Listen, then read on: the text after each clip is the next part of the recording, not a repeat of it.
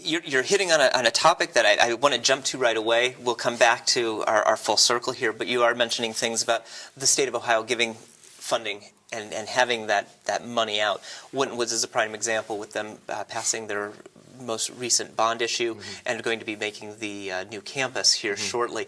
And thanks to Ohio dollars that are making this possible.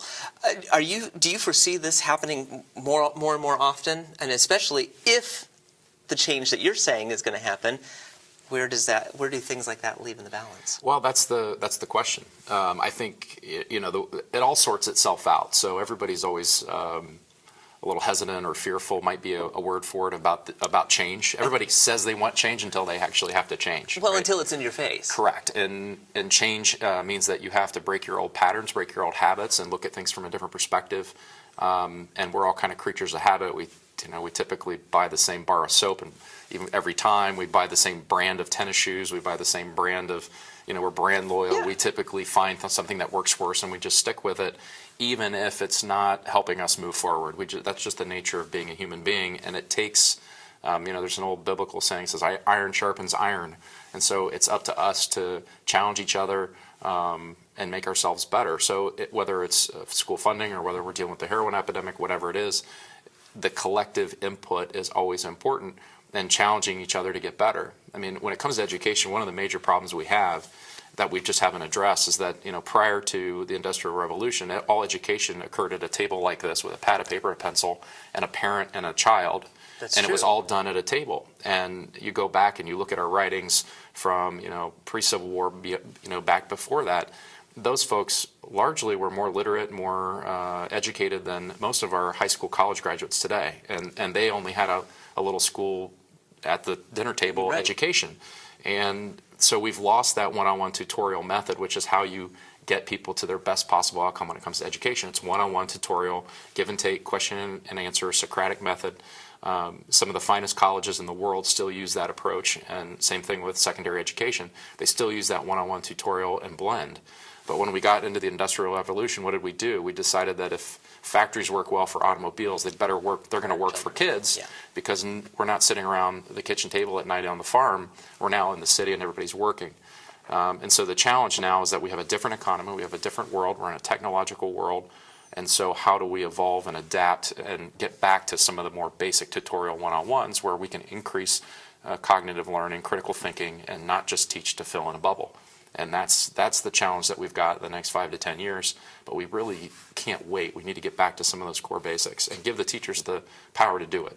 I think your analogy is a wonderful thing. You're seeing the farmer, the small everyman, to that Industrial Revolution where we've moved from the farm to the city.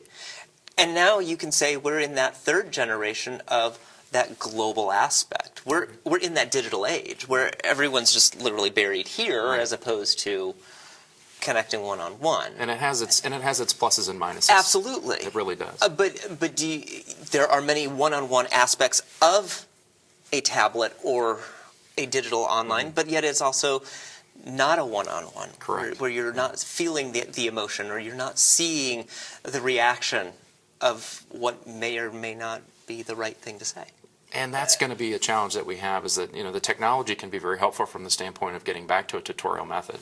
Correct. That one-on-one feedback on math, reading, comprehension, instantaneous feedback, which is what that tutorial method does. But at the same token, it doesn't allow for relationship building. I mean, there's apps out there. You swipe this way, I don't like you. Swipe that way, I like you. And then you go have a date, and there's no social interaction. There's no, you don't have to sit there and go through that awkward moment where you're first meeting them and trying to develop a relationship. Do you like me, yes or no? Correct. Send a note. Send the note in the third grade classroom. But so those basics, that's the challenge that we have for this, this younger generation, is that the interconnectedness of being human beings at the end of the day is what allows us to solve our differences. It's what allows us to disagree vehemently but still be best friends.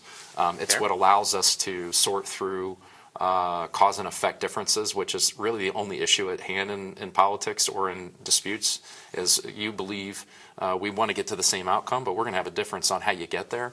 And at the end of the day, if you can agree on the destination, then you're really just kind of arguing over how best to drive there. I think we've talked about that before. That journey, yes. Going to Columbus from here, there's lots of routes to get there. Yes. I'm the kind of guy that, because I do it all the time, I want to get there as fast as I can. But maybe my passenger wants to take the scenic route and stop by every single tourist trap in the state of Ohio while he does it. Poor guy. And that's fine. But so that would become our point of argument is Correct. how best to get there, whether there's the added value in taking the long route or whether the most direct route is the most prudent. So I think those are some of the challenges and some of the conversations that are more true than anything else.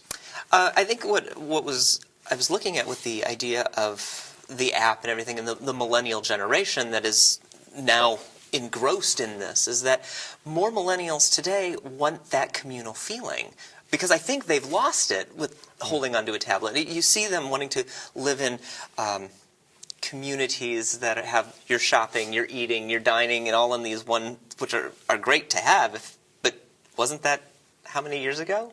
So it's kind of going full circle in a different way. Is that not some way that we're seeing? I'm not sure. I'm not sure. I don't know if that's more of an issue of convenience or whether that's an issue of trying to get back to those, the medieval world, right, where everything's in a spoke and a wheel, right? Everybody's kind of like, it just kind of goes in and out. So I don't know if that's an issue of convenience, that it makes more, especially when we can work, vast majority of us can work with just some sort of device from anywhere. Fair. So unless you have a profession that requires you physically present, or a job that requires your physical labor where you need to physically be there, there's a lot more flexibility today than there ever was. So sometimes having that convenience where you don't have to do much physically other than just live in a small area is helpful. But then again, it also breaks down your ability to learn from others by traveling around, seeing other parts of the state, other parts of the world, the country, and getting perspectives that are different from yours, and that ends up getting lost in that mix too. So, we're going through an evolution, and we'll work it out. We always do. We always do. We're in the middle of a conversation here with Representative Jonathan Deaver of the 28th District on the Columbus Report, and kind of going on our journey here. We made a small detour, but we're coming back, talking about that election, going back to the election, which leads into where we're going for the national portion of the election and your thoughts. But I have it written here, and of course you had already made mention, it was during an election year, which is different from the first time that you came through. Do you think the election year made any difference or an impact in where you sit today, as in how you got here for that second term, and did it make any changes in your thought process while going through the election process this time as opposed to the first time? Well, I think I learned new things, of course. I mean, I'm a consummate learner. I like to read at least a couple hours every day. So I learned some new things. But the 20th House District is the 20th House District. And so, who I am as a person, I would like to think that I reflect that. It's interesting. There's 99 members, and when you get there your very first time and you look around and like, how did that person get elected, right? Because that person would never in a million years get elected from my district. And then you spend some time with them, and then you travel to their district and you meet the folks that are there. They're a perfect mirror reflection of what the values that district wants to have as an example in Columbus at that particular moment in time. So, I am who I am. I'm not going to change who I am or the type of person that I am because there's a campaign going on. Quite frankly, it's the opposite. I think that the people of the 28th expect you to be genuine. They expect you to be educated, diligent, hardworking, and they want you to work well with others, regardless of what the topic is. Sure. And it's okay to disagree on something, but what's not okay is bomb throwing, and that's one thing that I think I've really noticed from the district, specifically when you're governing, but even when you're campaigning, there's campaigns are weird and odd, and outside groups do what outside groups do, and there's little control over that. But when you look at how my district responded to the presidential cycle and the county responded versus the state, it's fundamentally different. So the election model was different. I ran a very similar campaign to what I did the first time, except, as I said, it's not what I'm going to do. These are the things that I've done. Yes. And these are the successes that we've had, and here's what we're going to do next term. And I think you're segueing right into where I wanted to go, and that is the idea that Hamilton County did one thing, the state did another. Is this typical? Or was this just the way of the beast of any election? That's going to be the political scientist of me will pontificate this for a while. I have my theories, and we could probably do 5 or 6 hours worth of shoot on this. On that. But I would say that that the one universal truth about Hamilton County is that they're pretty observant and they pay attention. State politics is a little different. Hamilton County tends to be, at least from the media's perspective, is more county and city than it tends to be Columbus typically. I think you've pegged that very well. And in a way, that's unfortunate because a lot of what we do and a lot of what happens at the county or the city level doesn't really impact you quickly, or the debate will last for years before something happens. Whereas in Columbus, once it passes, it's affecting you in 90 days. Yeah. And it's typically substantial. It's your roads, it's your bridges, it's your utilities, it's your day-to-day life. Whether or not your activities or behaviors are going to be criminalized or not, how schools are funded. I mean, the massive things in your life, and we tend to not really pay attention to what's going on in Columbus as much as we do down here. And I think, from my perspective, one of the reasons why I like coming here is to highlight what we're doing in Columbus and bring some of these issues to folks' attention so they can participate. And quite frankly, we have so much to offer down here. I would love it if we could get more participation, because what we're doing down here is so fundamentally different than the rest of the state. And I don't think people here really understand that or value how unique and special we are when it comes to the way we look at things and how we innovate and how we advocate for things. And it's usually not until we leave or you're pulled away from something that you do see that. Yeah. And I think it's interesting that you bring that up. And you share the same philosophy that I do, not just because it is my job here, but it is what I intrinsically would like to do, is to bring those in the area here to explain what a wonderful thing is going on in your area. Right. And if you don't understand that, you probably don't understand the state. And I think that's why we want to have this as a learning tool. And I think that's a great way to do it.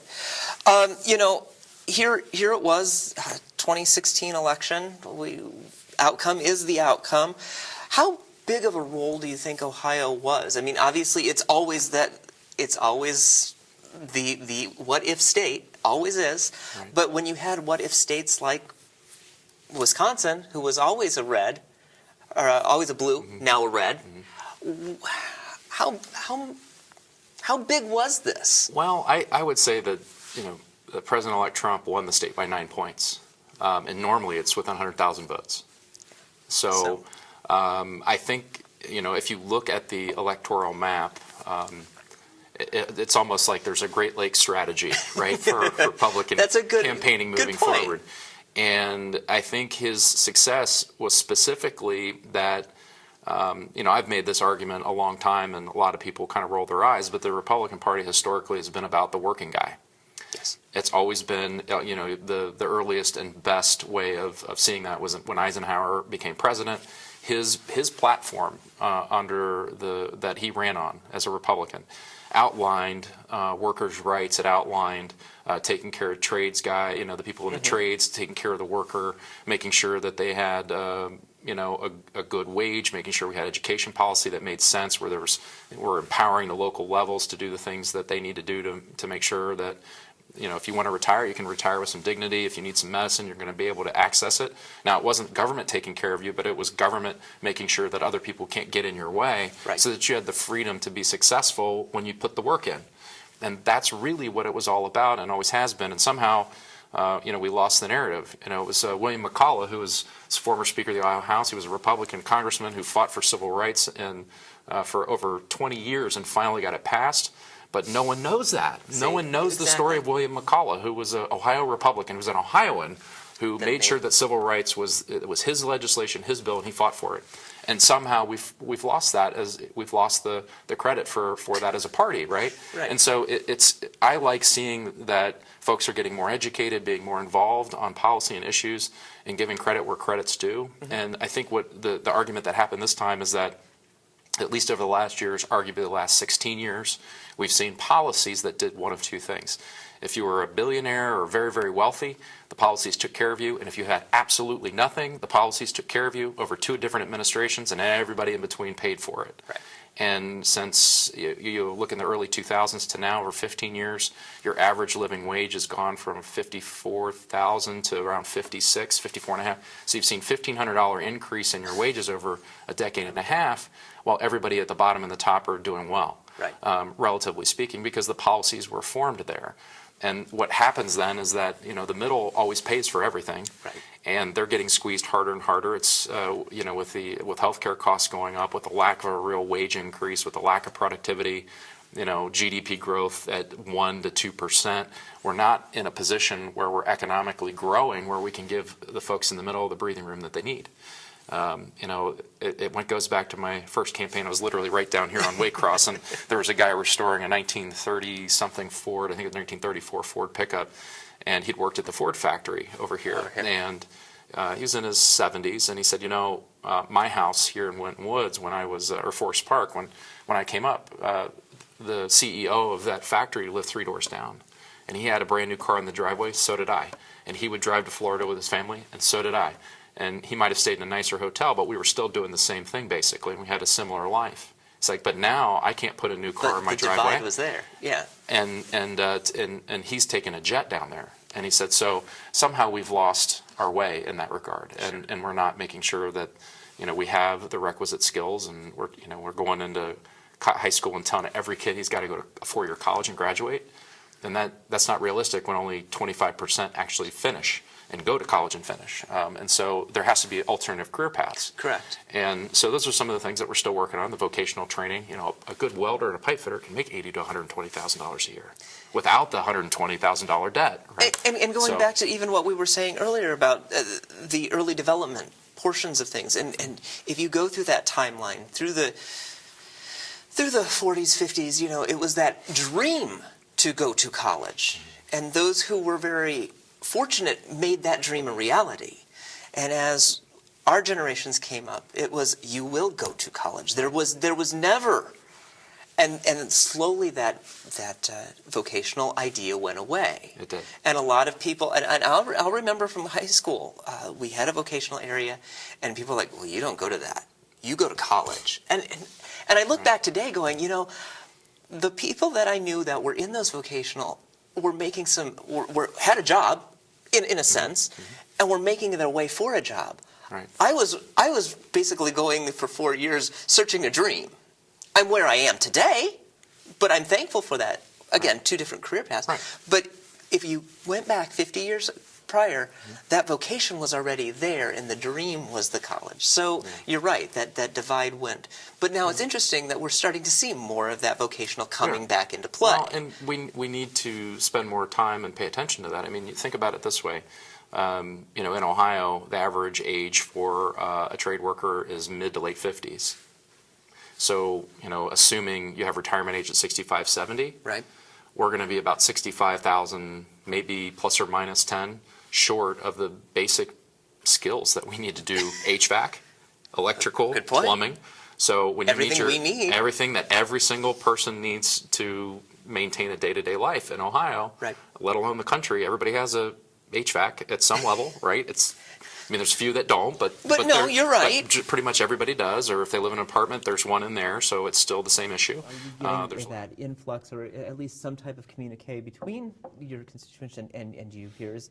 We've obviously gone through what I would consider a unique change in political views, and that people are finally becoming more aware of what's going on. And it not only goes from a national level, it goes to a state level and goes to a very local level. Yep. And because of that, I was always concerned and questioning, does that make a difference? And hearing from a representative saying, yes, it does. These people are calling, people are making a difference. Oh, absolutely. And people need to also, I think, in general, I know that with this past election, as polarizing as it is, and there is definitely a body of evidence that say that, the legislature, not necessarily in Ohio, but at least the federal level, is becoming even more polarized. At the end of the day, nothing is really written in stone. Just because you lost, that doesn't mean you've lost forever. Right. As a Republican, I remember 8 years under Obama, is our president. You know, Trump will be president for 4 years. But the more important thing to do is for people is to change what they can change. You know, you can't change who's officially the president at this point. What you can do is become more informed. You can actually look at things in an objective manner and move forward with your questions. And you know, most times I think that the representatives are listening. You know, I've had constituents call in, for example, about Section 8 and have complained and complained and complained. You know, oh, you know, Section 8 is you know, destroying the neighborhood. Well, let's take a look. Let's first of all, let's verify that they actually are Section 8, and if so, what is the recourse that you have? You know, if you know the tenant is very bad. So you know, I had my aide go through the process with HUD, and it turns out there is a process that you can go through, and they will enforce it. You know, if you know you have somebody that's really, you know, destroying the house, destroying the neighborhood, there is a means to an end with that. You just have to look for it, which means a lot of extra work, but that's how it goes sometimes. Well, sometimes you have to put in that extra legwork to get to the end result. Yes. Whether your side, someone else's side, what have you. Absolutely. So if we were to look at last term, as we have, and we've gone through everything, what would you say is your shining accomplishment from the last term? Oh, of course, entertainment districts. I thought that's where we were going to go. Obviously, a shining moment for the entire county and for the district. Yes. Although they have failed to implement them. Although I was wondering about that, though. Toledo did. Okay. And Toledo has had quite a bit of success with that. And for the viewers, what it does is it just creates an outdoor area in a nutshell. Where you can have open container with all the rules and regulations that are in place for safety, sanitation, so on and so forth. But as I hear, Toledo has it's done quite well for them. Great. So now, granted, I think they've only had one summer at this point to implement it, but we'll see how it goes going forward. Well, yeah, I don't expect them to be outside right now. That's just one thing for there, and that's great. I mean, it does make progress for our area, and hopefully, again, something that started right here that has affected us statewide. Absolutely. So I look forward to seeing the implementation as it goes forward. Sure. So obviously that brings us to 2017 and the new season and the new year. 4 committees that are one chair that you will be. That's over the House Government Accountability and Oversight. Yep. Was that a shock to you, or were you vying for this? Well, I did vie for it, and I know that you know, last GA I was the vice chair of that committee up until around September, October, something like that. When well, actually, it was a little bit before that. Representative Brown, Tim Brown of Wood County, actually took a job with, I cannot remember the name. It's a governmental group in Toledo, and very good position. So he stepped down. I asked if I could be chair for that committee and was given the honor to do that. And then, of course, this GA, I once again asked, can I still do this, and was given the honor. Although some people might say that's not necessarily an honor. Is the secret about that committee is that it is the Speaker's Committee, in that a lot of bills will go there to do one of 2 things, either be fast-tracked or to, you know, really not get a hearing at all. Now, that having been said, it does have some areas that it's, you know, other than the leadership initiatives from both chambers, House and Senate, it has 2 areas of interest, alcohol law and election law. And we really haven't done much with election law recently because, you know, you have what we were doing. We had numerous court challenges there. The opposing party was holding the White House, and of course, through that, the Justice Department. This GA might be different, I don't know, but with that particular area of law, we're going to look for a lot more bipartisan support, because there are some things that need to be done that is going to make it cheaper and easier for Board of Elections to do their jobs. Well, last year we were looking at some reform, slight reform, and things were changing in the way voters could register and things of that nature. It's just inevitable that would start to tighten the belt, so to speak, to make things a lot more easy. And I think hopefully by doing so would ease people's minds, because again, we're still in that era of, I don't want to call it fear, but that idea of that voter fraud, and that's been really ingrained in our minds, that's what's wrong with everything in the election. Yeah. I agree with you.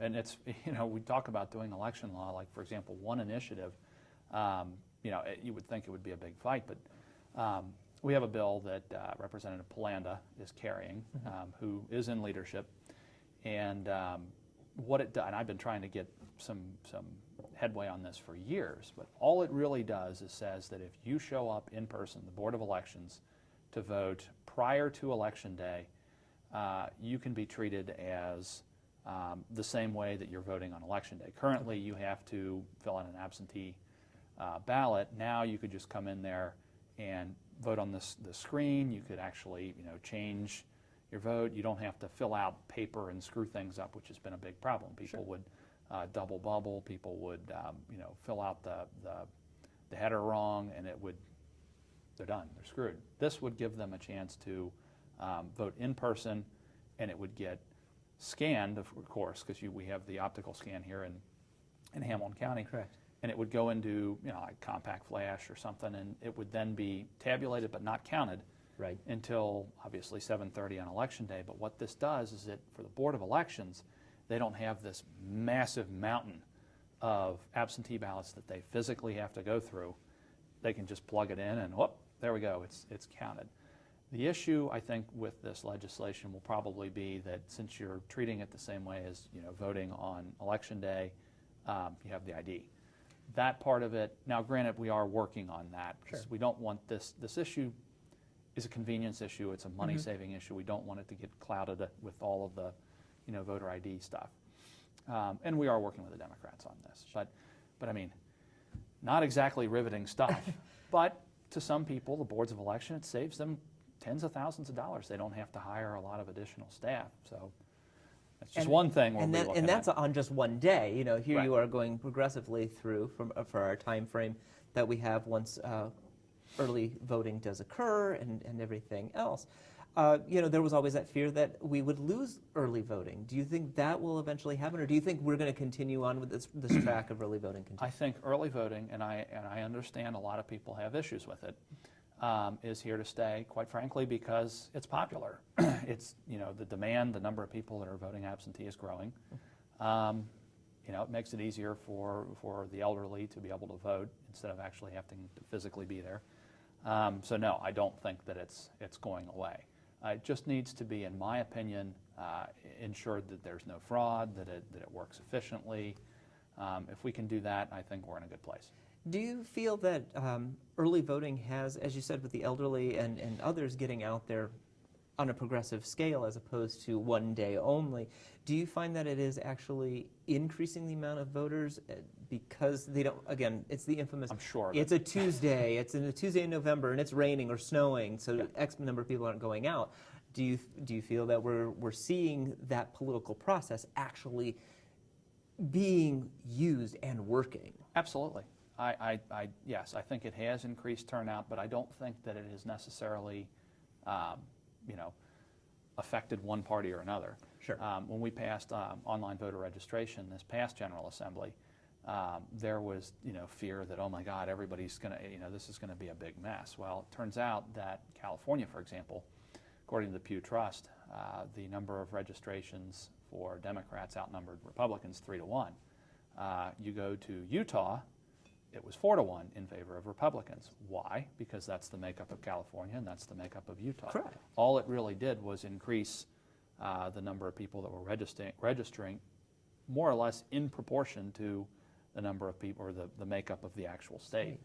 So, I think at the end of the day, the early absentee voting is popular. The online registration will also be popular, but we have to be very careful about making sure that there's, no fraud.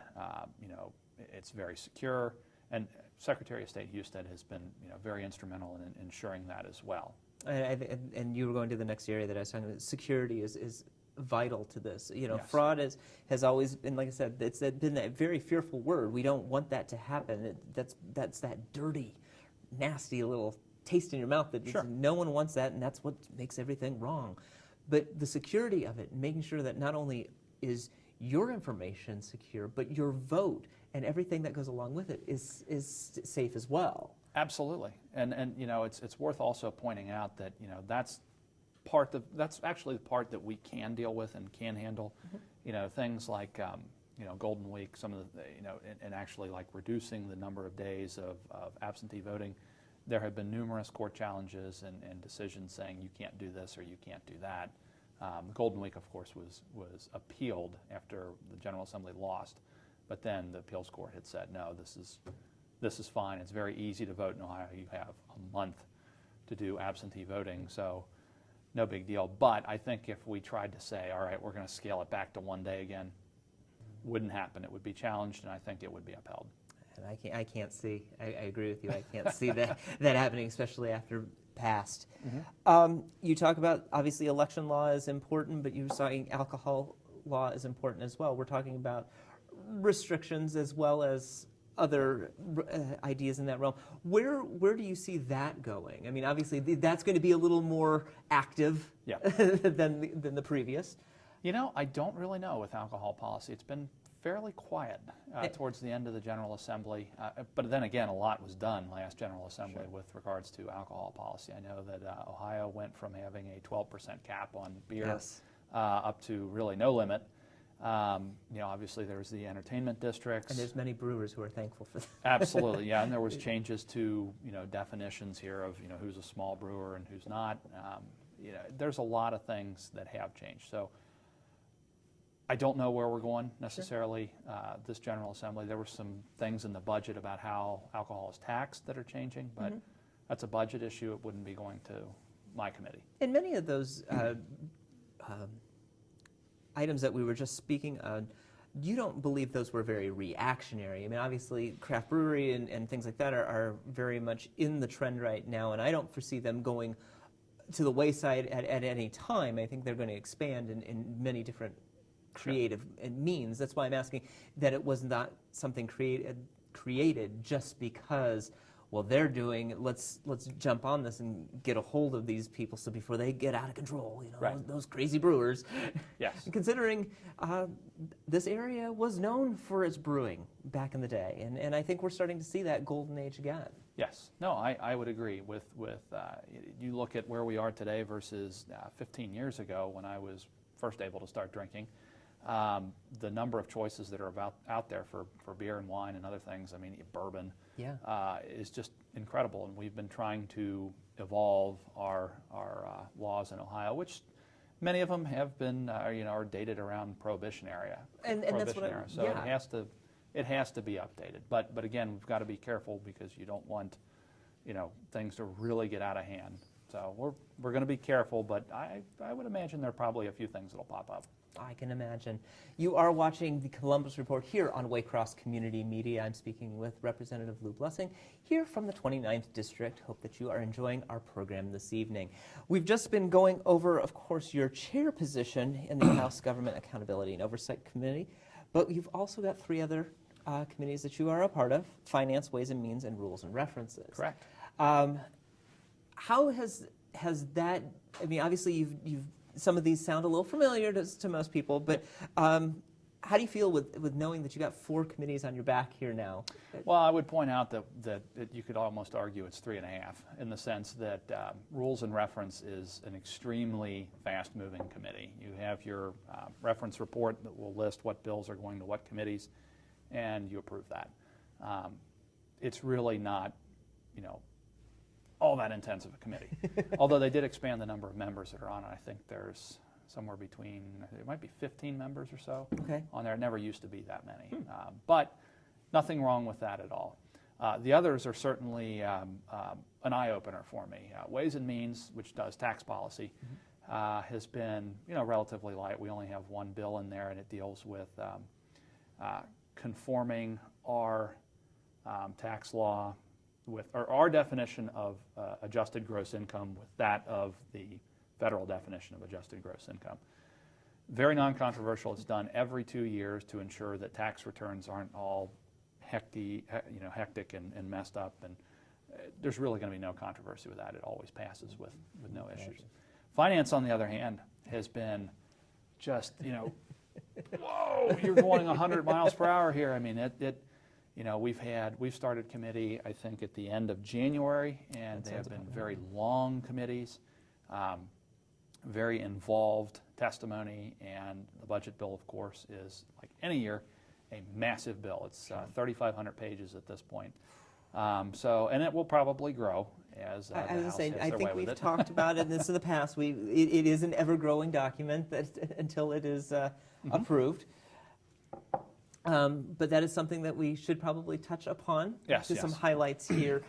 The budget, as always, is something very tricky, I believe, because you obviously want to make sure that everybody gets what they need. Yes. But that doesn't always happen. Correct. Yes. So to really just to back up here and go over the budget process, Yes. it starts with 4 different bills. Well, actually, the governor starts with his big main budget bill that LSC drafts, and the chair of the House Finance Committee is the one that will officially introduce the bill on behalf of the governor. It's just tradition. There's 4 different bills. You have the transportation budget, you have the BWC budget, you have the Industrial Commission budget, and the main operating. The main operating budget is the one that everybody talks about that has over 90% of the appropriations, GRF or otherwise. But that one we actually have to pass at the end of June because the fiscal year starts July 1st. And the others have to be passed at the end of March because of the 90-day layover rule for legislation, unless it contains a current appropriation, which the main operating budget bill does, so that is effective immediately. Now, the House will generally deliberate over it between February and March, have an omnibus amendment because otherwise there would be 6,000 individual amendments, which would take forever in committee to get through, so it's one big omnibus amendment, voted out at the end of March, Senate gets it April through May, does the same thing, and then, technically we could concur with Senate amendments, it never happens, goes to conference committee, get it out of conference committee, pass that on the House floor, goes to the governor, he does his line item veto for the things he didn't like, and it becomes law. That's pretty much the thrust of it. Right now, we are just hearing from a lot of the agencies. I heard from Tim Keene, director of the Office of Budget and Management, the governor's office. He went over the lay of the land, and, I might add, budget has to be balanced. Correct. Main operating budget. Yes. So we do have a balanced budget amendment here in Ohio from way back when. So yes, it has to be balanced. But Tim Keene gave testimony first, and then it's gone from him. He did also the K through 12 portion of it, in addition to Paulo de Maria with ODE, and we also had Testa from taxation go in there, and then there was quite a panel for Medicaid because it's quite an issue. It's quite an issue, yeah. And again, that does follow a very European style of work ethic and model as well. I mean, I'm not Asians sure. the same. Asians the same way. Okay. I'm a little more familiar with the more European model, but I mean, if you're following that style from other parts of the world, is it not almost making us feel again far behind? Well, the numbers say we are. So And I'm a data person. And we'll get to that. No, but listening to certain aspects of what you're saying in regards to the idea of what a school's role is and what we need for a child for the state of Ohio, that change comes, and is it not a very slippery slope to go into where there are many nurturing aspects that need to be looked at as well? And is that not a fearful thing to be able to go into before a parent says, that's my job, why are you doing my job? Before the state comes back and says, well, you should have been doing that job to begin with. Does that not start a new battle? It starts a potential issue, but the real question is, whose right is a greater? The right of the parent as a parent to do exactly what they want, or the right of the child to have a future? And that has to be adjudicated. Fair, very fair. Of course, you are all looking for the greater good of the future citizens of Ohio, the future root movers and shakers. And the hardest thing going from K through 12 and then 12 forward. Is that recidivism? Being able to keep them here. Let's talk a little bit about higher education. How do we keep our best and brightest who are going to Xavier, UC, OSU, OU, Toledo, everywhere? They don't want to stay. Well, actually, over 50% don't. So the numbers are more college graduates leave Ohio than stay in Ohio. And back to horrible parallel, but back to the parallel of the drug problem. Sure. People go and do where they see their opportunity to go and do something is. And if they don't see the opportunity in Ohio, then they'll go and do it somewhere else. The issue is to provide, it's not to provide, in my opinion, government doesn't provide jobs. Government doesn't provide employment opportunities. Government should set a tone that allows growth of jobs and opportunities in a place where someone who's an entrepreneur says, I want my business to be there. Ohio does a wonderful job in developing business ideas. Some of the best incubators in the Midwest are here. The problem, of course, is that once the idea comes out of the incubation stage in a fairly conservative state like Ohio, getting A and B round funding, which is what you need to get the business model up and moving, usually doesn't originate from here. And the best and brightest of those are they end up around Boston or they end up in Northern California. And although we as taxpayers do a considerable amount to make sure that a lot of these incubators can work well, the fact that those folks don't necessarily stay here is probably our fault. I had a bill 5 years ago that said if you can get people to invest in private equity groups or venture capital groups, but mostly venture capital in this case, that will invest in these Ohio startups and leave the money in Ohio, if we say to them, you don't have to pay capital gains tax on that if the company stays in Ohio when you cash out and it gets bigger and moves on, wouldn't that be a good idea? I still think that's a good idea, and I will try to push that one more time, mostly because those opportunities for the people we just talked about, they're following the opportunity, and we're not keeping the opportunity here even when it starts here in many cases. Well, why I'm kind of bringing it kind of almost full circle is one of the things that you brought out. You are an economic man. And you're proving it. You're very data driven and everything to that effect. I've used this analogy many times, and I'm sure my audience is probably really tired of hearing me say it, but it is the best one because our old slogan for the state of Ohio was the heart of it all.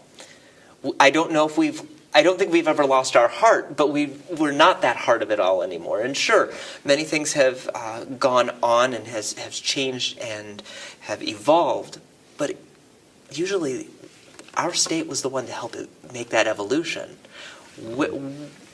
What happened? What did we dry up? Where did we dry up? And why aren't we back up at the top?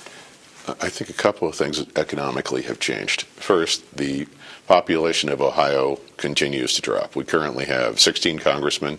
I remember having to learn when I was in high school the 24 congressmen that were in Ohio. Well, we don't have 24. Right.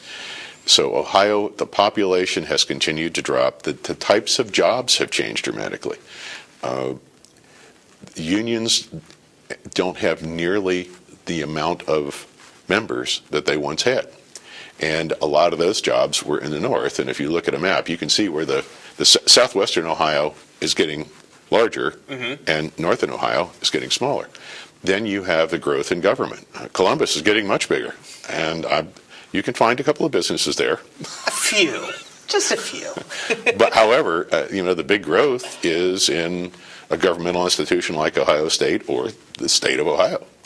And we need to get ourselves refocused into the basic economic tenet that says government does not produce wealth, government consumes wealth. And the only way you grow job opportunities is to increase the wealth that somebody wants to have a piece of. And to get that, he has to use other people to work to help him get there. And we're not doing a very good job at doing that. Bringing other companies from other states to Ohio, in the grand scheme of things, doesn't increase wealth at all. It just shifted it to get people here, and it took money from every Ohioan's pocket to pay for the tax concessions they got to come. When you grow new businesses and opportunities here, and in the governor's budget to give him his due, whether or not it will work, I don't know. But the idea of the driverless car and investing to do that at the tracks and through OSU and some other schemes that we have here in Ohio to try to get a jump on the next piece of technology and where the industry goes, I think it's an excellent idea. It's a good example of 20 or 30 we should be doing, not one. And if the state makes those opportunities more available, people will gravitate to be able to do that because that's where they see the future. Sure. I mean, I know that we've always heard the adage from Mark Twain in regards to Cincinnati being a bit behind. Yeah. Just a bit. But yet, if you look at what's happening, yeah, we're catching up. I think we're starting to see that turn. Is there enough of that momentum starting? And a lot of people will say maybe it's too late, but is that enough to start southward, moving north, to bring people in, or sweeping them up from the north and keeping, again, because we've got some, Norwood has that great business incubator there that's been generating some wonderful new ideas. Isn't it time to start? Oh, we have the Branderie, we have Cincy Tech, we have a whole range of things here. Sure. And they have some, NEO, Northeast Ohio, has one that rivals ours, in my opinion. They do a very good job. Columbus has a group that works. The point is, so does every other state's doing the same thing. Sure. So you have to determine what is it we can be good at. What do we have in Ohio? I mean, this is a basic strategy question. What do we have in Ohio that we can build off of? What educationally where do we have an opportunity, particularly through our higher education, to be able to start from a place that we can move forward quickly?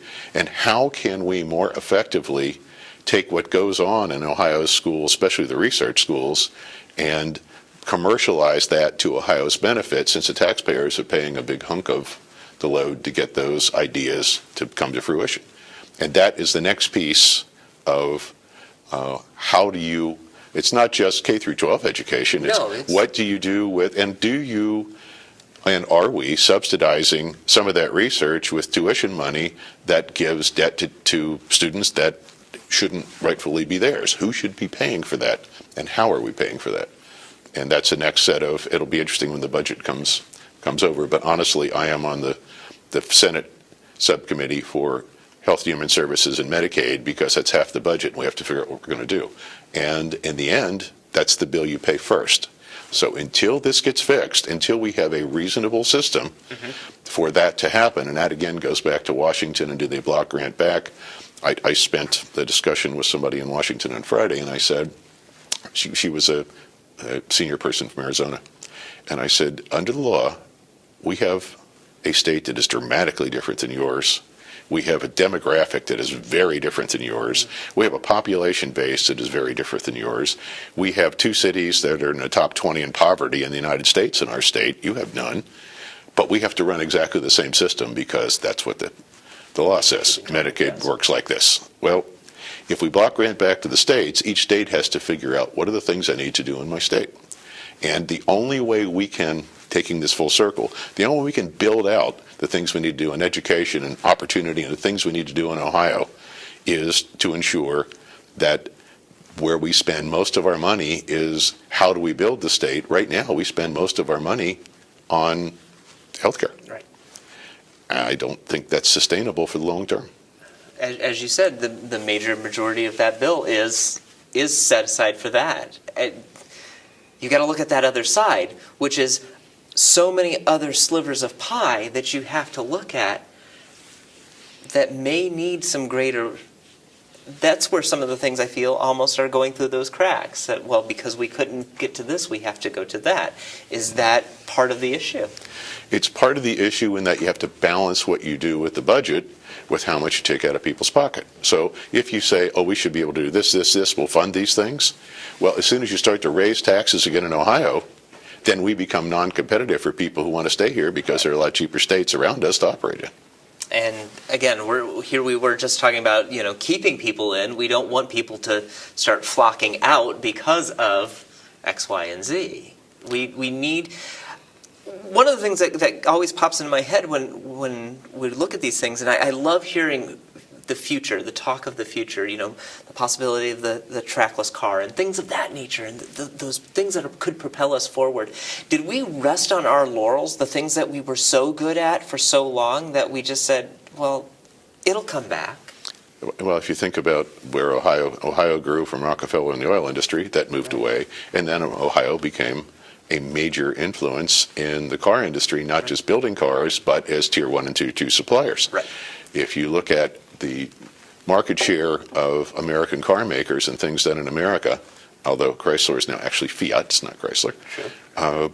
Those things have dropped dramatically. And in fact, most of the U.S. car makers make their money on trucks. They don't make money on cars. So the whole issue of, why did the Rust Belt get rusty? The Rust Belt got rusty not because people didn't want the things. No. The Rust Belt got rusty because they started coming from somewhere else. Is there anything that can revive it?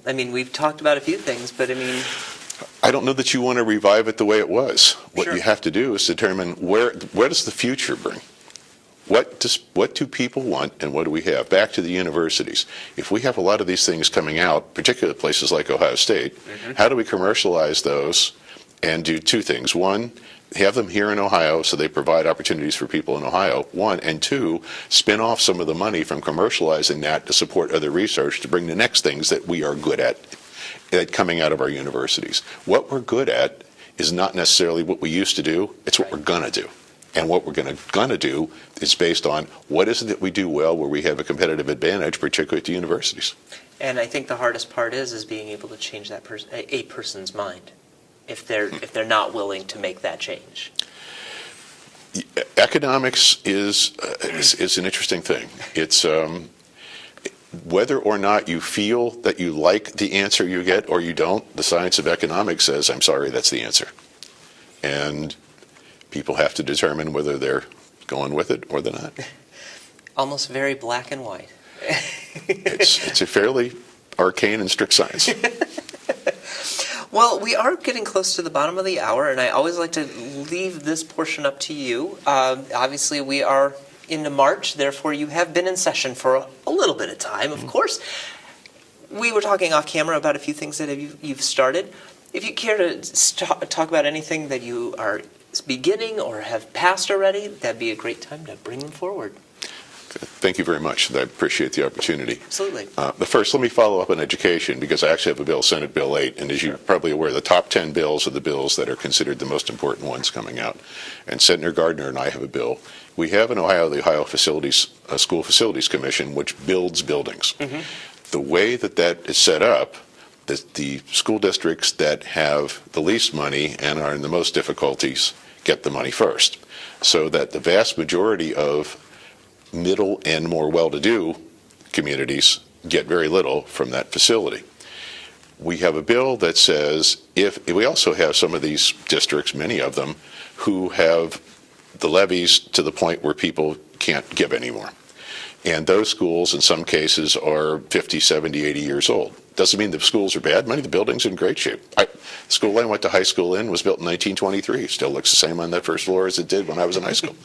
A lot of schools aren't like that. Correct. But most importantly, they weren't built with information technology infrastructure, but now even more importantly, security issues. And since Chardon, which I know is not, many people in southern Ohio may not be aware, but the shooting in the school at Chardon, which is in northern Ohio, was because the school was completely open and shooter could get in anywhere. Part of that issue was also that took place in New England. So one of the bills that we have offered to the Senate is that we should take part of a small portion of the money that's in the Ohio Schools Facility Commission control and allow these school districts that will never see any of that money to get a small piece to be able to take care of their security issues. So we have the ability to lock a school down. We have the ability to funnel traffic through one central port where it can be controlled. A lot of these old buildings hit all the offices and everything in the middle, so everybody traipses to the center. You need, obviously, them out in an edge where those things can be filtered. So that's one bill that's out. Another, and I was the chair of the Financial Institutions Committee of the House for my last 2 years. Ohio's, one of the other pieces you need to ensure a vibrant economy and provide jobs is a good basic infrastructure of financial institutions, from banks and credit unions down through, installment loans and mortgage lenders for homes, et cetera, et cetera. And our part of the Ohio Revised Code is, to put it politely, is a mess. So I started to take this apart when I was in the House and got it to start moving. We now have in the Senate my bill, which is a Consumer Loan Installment Act bill, and Senator Coley has the new banking reform bill. I understand from my friends in the House, in fact, I think Representative Deaver will get this bill in his committee because he's now the chair of my old committee. Yes. The credit union reform bill and the mortgage reform bill. The first one we passed that actually Representative Deaver wrote and went through the committee when I was still the chair and passed in the House last time. So we have the first step of reform on foreclosure, how that's done, rights of people in foreclosure rather than the bank or the lender. Right. We now have to take the next step of that and tighten down on how mortgages are originated, how mortgages are moved through, to ensure that not that we keep people from doing business, but we have a set of the declarations that are required so the borrower knows exactly what he does and what rights he has and where he goes. So that, to me, is going to be that's probably a 4-year project. We will do these one piece at a time. Some of these bills are enormous. The amount of regulation, because you have to take everything into account, including the federal stuff like Dodd-Frank, which is, for somebody whose background is in business and economics, Dodd-Frank is just a train wreck. And a lot of things have been laid on as requirements that are completely superfluous or that organization doesn't do, but they get inspected for them anyway, and then they have to pay the fee. And that's not a way to build good businesses. No. Now, we can't change Dodd-Frank, but we can change the way we classify institutions in Ohio to determine who is going to be subject to that and who isn't. So that is all right now ongoing. And then I have a couple of veterans bills. I always say veterans bills. I was going to say, from a former veteran, I would assume you would absolutely have some. And so the last term we passed the Vets ID bill. So in Ohio, if you were a veteran and you take your discharge papers, known as a DD 214, to your county recorder, you will get a Vets ID card that is an Ohio ID card taken and issued by your county recorder. But most importantly, he is, under the Constitution, an official records repository. So once he has your DD 214, no matter what the VA says, if we have somebody who has an issue or somebody needs veterans court or a whole range of things, our county recorder can send them that DD 214, and it's an official record. That seems very helpful. And I'm glad that you're able to do that. And we actually are at the bottom of the hour. You just made it in time. Thank you. So I want to thank you for joining us for the first of many times that I hope to see you here and joining us to discuss the issues that affect the 8th District. Thank you, Jason. I appreciate your time. Thank you so much. And I want to thank you for joining us as well. You have been watching the Columbus Report here on Waycross Government Access. I'm Jason Grzegorek, Waycross Community Media's Government Access Coordinator, giving you the opportunity to speak to those in the know in your district.